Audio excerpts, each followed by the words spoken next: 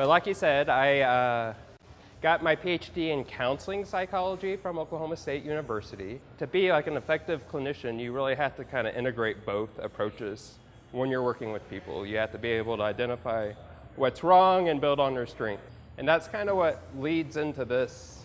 You know, trauma is more on the clinical side and forgiveness is more on the counseling side. After a traumatic event happens, like an extreme traumatic event, a person can develop post-traumatic stress disorder. It can happen either from directly observing an event like a war or a car accident or something that's happened to you, or learning about something that's happened to a loved one. As a person ages, you know, these things kind of accumulate, and you know, that same person 5-6 years down the road might not enter the room with that same, you know, curiosity in their eye. They might be more timid, you know, kind of just shy away from people. Our brain is developing these little sheaths, and that's what causes our brain to send messages more effectively. Waxy thing that's growing gets bombarded with stress hormones, and it becomes like an emotional shrapnel that develops in the brain. If I had a dime and I had a basketball floor and I was waxing the basketball floor, eventually the dime becomes a part of the floor. They noticed that after the Holocaust, that male survivors of the Holocaust who had witnessed extreme events, that their offspring had heightened levels of anxiety disorders. These male rabbits, and they shocked them, and as they were shocking these rabbits, they were exposing them to the aroma of cherry blossoms. And when they exposed the offspring of the rabbits to the aroma of cherry blossoms, they had an anxiety response. It really seems like trauma stacks the deck against us. All the marginalized groups of minorities and, you know, their experiences and how that impacts. Eventually you get tired of, you know, being angry and upset, you know, of whoever hurt you or upset you. So forgiveness is kind of that transitionary. Forgiveness isn't reconciliation where you're trying to be buddy-buddy with that person again and build trust.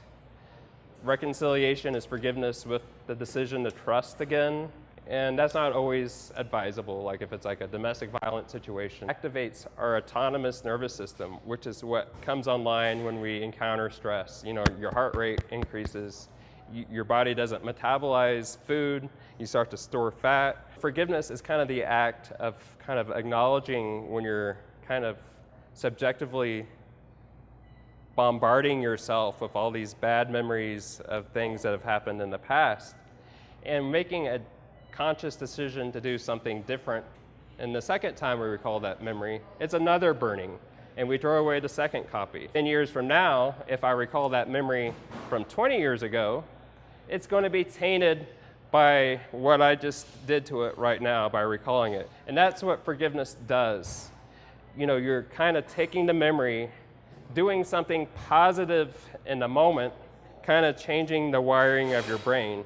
And as you do that enough times, you know, you start to move away from an anxiety, you know, helplessness, hopelessness response to, I'm not helpless, I'm not hopeless, I can do this, I can do that, I can build relationships. Psychologists figured out if I have someone talk about their traumatic event while I'm jump-starting this mechanism in their brain, that they start to think about it more logically, more empathetically, through a more compassion viewpoint. Philosophy approach of, you know, using compassion, using empathy, doing something different and building new relationships versus kind of dwelling on the past. No one would be surprised if by the time the speech got done, we would look at our phones and something horrific has happened in the news. We're being bombarded with these images and these videos all the time, and this part of our brain just kind of becomes like this loop, and it can be like really handicapping on an emotional level. Something negative happens, I don't have to be handicapped by it. I can, you know, make a conscious decision to connect with people, you know, to put my best self forward and not just to, you know, be handicapped by this constant mainstream, you know, trauma that's being thrust upon us all the time.